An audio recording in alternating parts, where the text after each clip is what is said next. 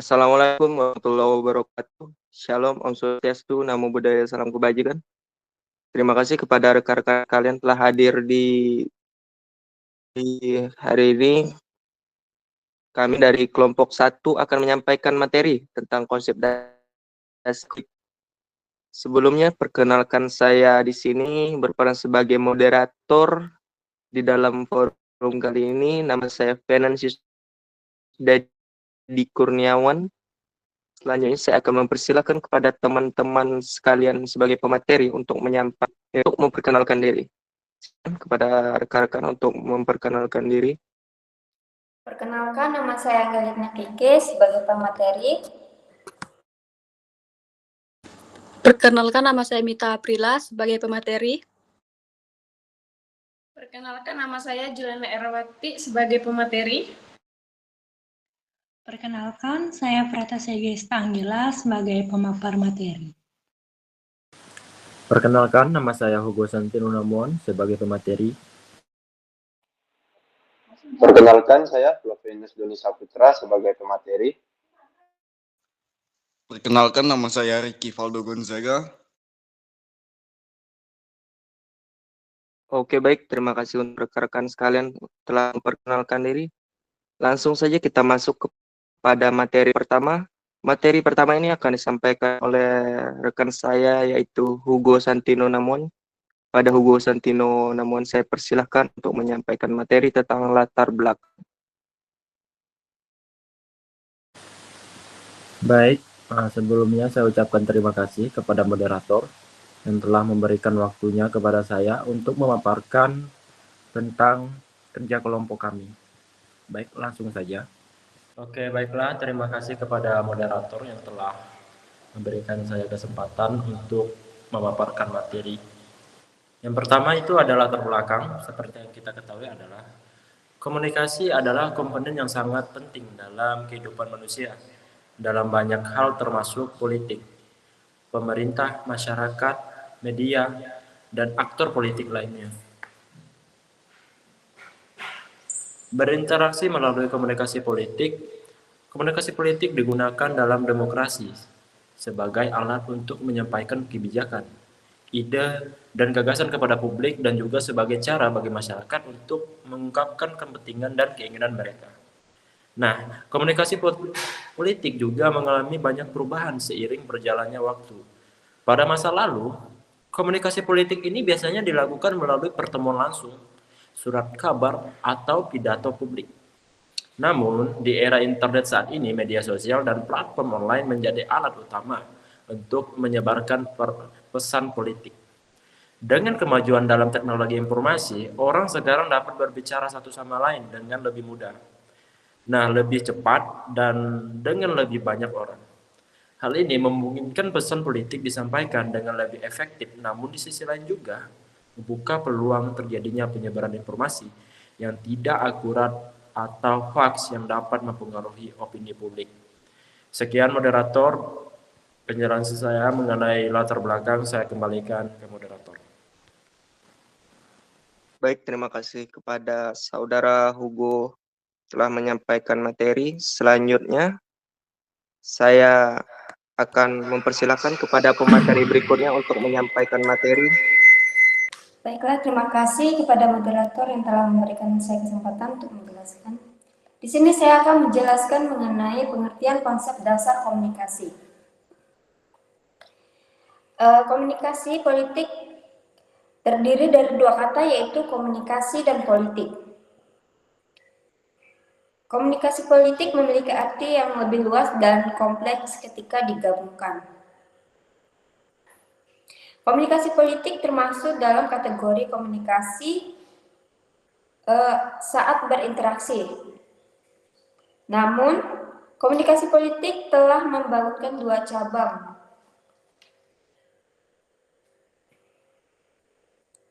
Ilmu sosial dan ilmu komunikasi. Dan ilmu politik. Setiap sistem politik, sosialisasi dan perekrutan politik, kelompok-kelompok kepentingan, penguasa, peraturan, dan lainnya dianggap bermuatan komunikasi. Komunikasi di sini berarti lebih dari hanya menyampaikan pesan kepada orang lain atau publik. Menurut Danimom, komunikasi juga dapat dipahami sebagai penciptaan kembali gagasan-gagasan informasi oleh publik jika diberikan petunjuk dengan simbol, slogan, atau teman pokok. Saya kembalikan kepada moderator. Baik, terima kasih Saudari Injilina Kike telah menyampaikan materi tentang pengertian konsep dasar komunikasi. Selanjutnya, saya persilakan kepada Saudari Juliana Erawati untuk menyampaikan materi. Baik, terima kasih kepada moderator atas waktu yang telah diberikan kepada saya. Selanjutnya, komunikasi ini akan menciptakan komitmen antara kandidat dan calon pemilih. Kedua belah pihak berkomunikasi untuk membangun proses komunikasi ini. Oleh karena itu, komunikasi dianggap sebagai bagian integral dari proses interaksi. Motivasi untuk komunikasi berhubungan dengan perilaku manusia dan kepuasan yang memenuhi kebutuhan untuk berinteraksi dengan orang lain. Proses komunikasi yang dibangun sangat menentukan seberapa baik interaksi sehingga terbentuk kepercayaan. Sekian penjelasan dari saya kembalikan kepada moderator. Baik, terima kasih.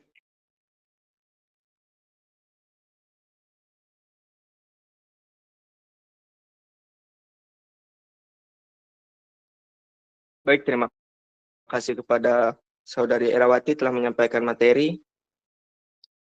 Berikutnya saya persilahkan kepada Saudari Fratasia Gesta untuk menyampaikan materi berikutnya. Oke, terima kasih kepada moderator. Di sini saya akan memaparkan materi tentang unsur-unsur komunikasi politik. Nah, unsur-unsur komunikasi politik mencakup beberapa elemen penting, yaitu komunikator politik, pesan politik, saluran atau media politik, komunikan politik, dan efek komunikasi. Setiap unsur ini memiliki beberapa peran dalam proses penyampaian dan penerimaan informasi politik. Yang pertama itu saya jelaskan tentang komunikator politik. Di komunikator politik, individu atau kelompok yang menyampaikan informasi politik seperti pejabat pemerintah, polisi, dan media massa memiliki peran penting dalam menentukan arah dan isi komunikasi politik. Harus memiliki pengetahuan yang luas dan komitmen moral terhadap nilai-nilai yang dipegang. Yang kedua yaitu pesan politik. Nah, di pesan politik ini, informasi yang disampaikan oleh komunikator baik secara verbal maupun non-verbal dapat berupa pidato, pernyataan, artikel, atau berita yang mengandung makna politik. Pesan ini juga harus jelas dan dapat dipahami oleh komunikan untuk mencapai tujuan komunikasi. Yang ketiga yaitu saluran atau media politik. Nah, alat atau sarana yang digunakan untuk menyampaikan pesan politik seperti media cetak, elektronik, dan daring memiliki peran penting dalam menjangkau khayalan yang lebih luas. Media juga berfungsi sebagai pengamat dan penyebar informasi politik kepada masyarakat. Yang keempat ada komunikan politik. Individu atau kelompok yang menjadi sarana dari pesan politik, mereka berperan sebagai penerima informasi dan dapat mempengaruhi hasil komunikasi politik. Komunikasi yang efektif antara komunikator dan komunikan sangat penting untuk mencapai tujuan politik. Nah, yang kelima ada efek komunikasi politik. Merupakan dampak atau pengaruh yang ditimbulkan setelah komunikan menerima pesan. Efeknya ini dapat berupa perubahan sikap, pemahaman, atau tindakan dari komunikan terhadap isu politik. Feedback dari komunikan juga penting untuk menilai keberhasilan komunikasi politik. Yang selanjutnya ada yang keenam, tujuan komunikasi politik. Di sini menjelaskan mencapai atau pemahaman dan didukung dari masyarakat terhadap kebijakan atau program pemerintah, serta membangun hubungan yang baik antara penguasa dan rakyat, mendorong partisipasi masyarakat dalam proses politik. Yang ketujuh ada sumber komunikasi politik. Nah, asal informasi yang digunakan dalam komunikasi politik, baik dari individu maupun institusi, kualitas sumber informasi yang sangat mempengaruhi pesan yang disampaikan. Sumber yang terpercaya dapat meningkatkan kepercayaan masyarakat terhadap informasi politik. Sekian dari saya balikan ke moderator. Oke, baik. Terima kasih Saudari Pratasya Gesta yang telah menyampaikan materi tadi. Berikutnya saya persilahkan kepada Saudari Mita Aprila untuk menyampaikan materi. Baik, terima kasih kepada moderator. Nah, di sini saya akan menjelaskan tentang tujuan komunikasi politik.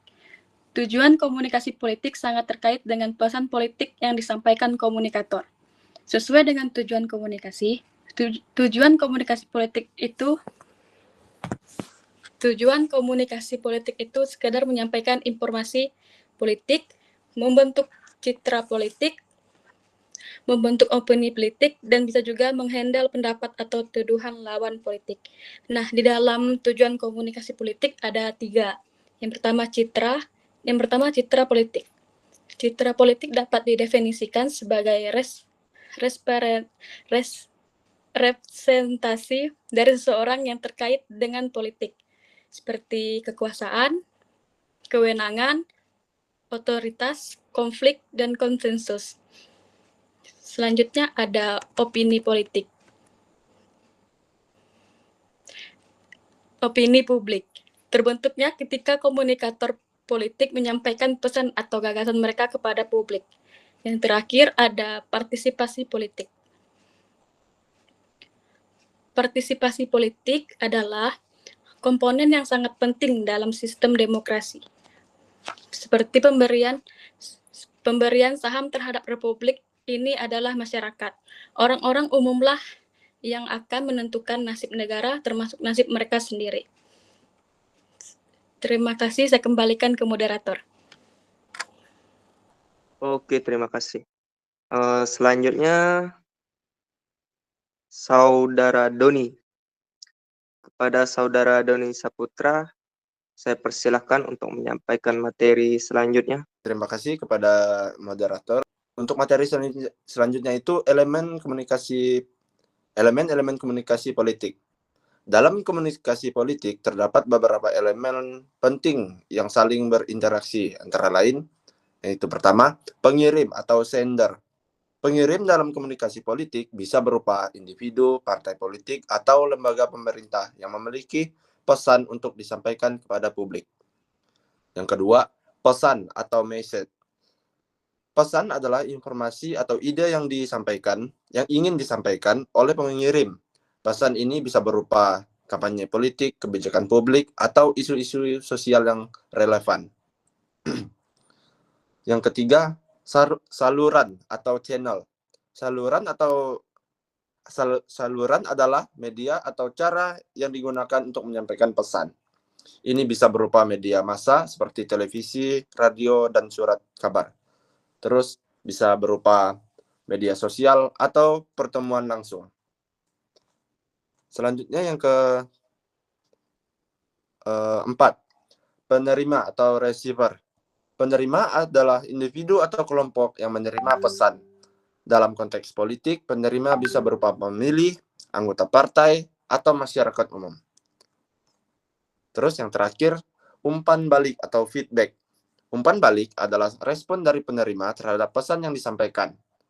Umpan balik ini bisa berupa opini, komentar, atau tindakan yang diambil oleh penerima.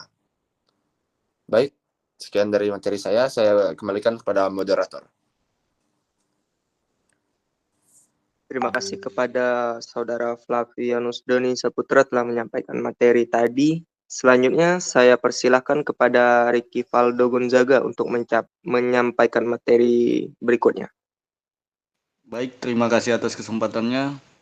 Mengenai materi saya ini mengenai fungsi komunikasi politik. Nah, komunikasi politik melakukan banyak peran penting dalam dinamika kehidupan bernegara dan berdemokrasi. Salah satu fungsi utamanya adalah sebagai sarana informasi. Komunikasi politik berfungsi sebagai alat untuk menyampaikan berbagai informasi yang relevan, seperti publik tentang kebijakan, program, dan masalah politik. Komunikasi politik yang efektif memungkinkan masyarakat untuk memahami perkembangan politik dan membuat keputusan berdasarkan informasi yang akurat. Selain itu, komunikasi politik juga berfungsi sebagai alat persuasi yang bertujuan untuk mempengaruhi pendapat orang. Komunikasi politik juga berfungsi untuk meningkatkan ketertiban masyarakat dalam proses politik. Ini tidak terbatas pada pemilihan umum. Itu juga mencakup aksi sosial, diskusi publik, dan keterlibatan dalam berbagai kegiatan politik lainnya. Keberlangsungan demokrasi yang baik ditentukan oleh partisipasi aktif masyarakat dalam politik. Komunikasi politik juga membantu legitimasi pemerintah dan kebijakan. Pemerintah dapat meyakinkan masyarakat bahwa kebijakan dibuat demi kepentingan bersama dengan komunikasi yang baik. Komunikasi politik juga membantu menciptakan stabilitas politik dengan memastikan adanya kepercayaan antara pemerintah dan rakyat. Dengan demikian, komunikasi politik bukan hanya sekedar alat penyampaian pesan, tetapi juga menjadi elemen kunci dalam membangun pemerintah yang transparan, partisipatif, dan demokratis. Baik, saya kembalikan ke moderator. Terima kasih atas waktunya. Baik, terima kasih kepada Saudara Ricky yang telah menyampaikan materi dengan bagus sekali tadi. Baik, terima kasih kepada teman-teman sekalian tadi yang telah menyampaikan materi. Berikutnya langsung saja kepada saya untuk bagian akhirnya. Di sini saya akan menyampaikan bagaimana kesimpulan dari komunikasi politik itu. Komunikasi politik ini adalah sebuah inti dari dinamika politik. Jadi, komunikasi politik ini memungkinkan pertukaran gagasan, pembentukan opini, dan mobilisasi massa. Ini mencerminkan keseimbangan kekuasaan dalam masyarakat, serta menentukan arah kebijakan dan legitimasi pemerintahan. Dalam perkembangannya seperti yang disampaikan oleh pemateri tadi, yang disampaikan oleh Saudara Tino, Ya,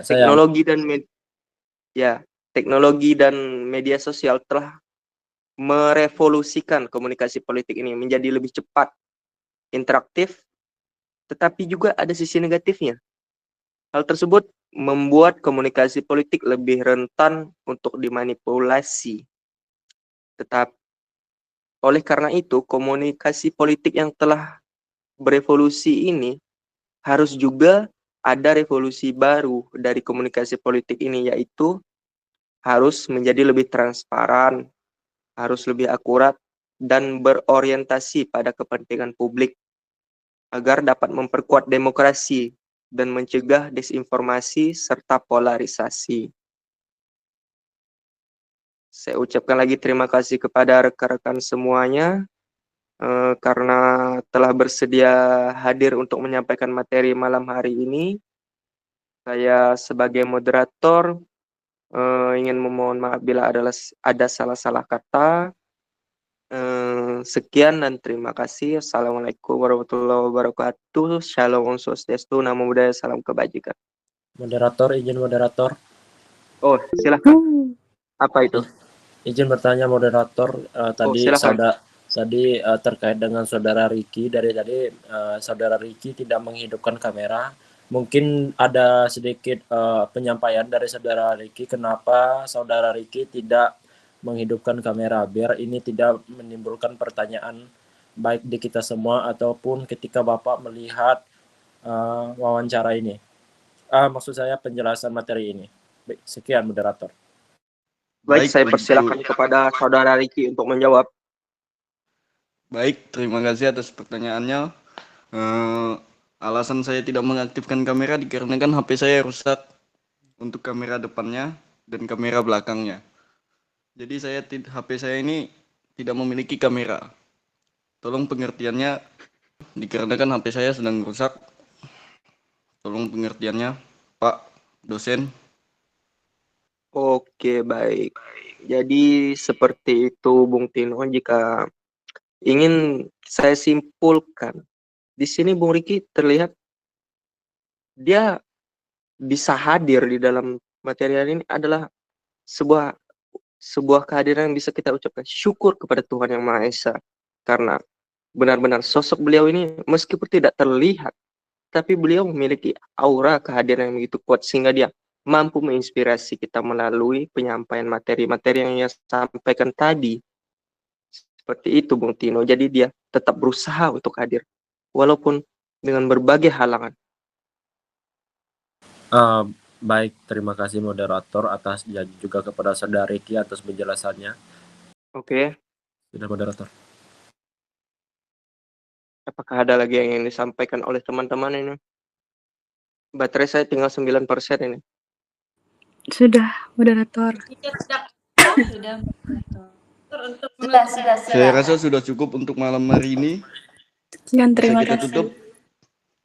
Bila masih ada yang ingin disampaikan, langsung itu japri saya saja ya. Langsung PC. Semuanya Ya, Mas. melanjutkan kegiatannya. Tidur. Jangan lupa warna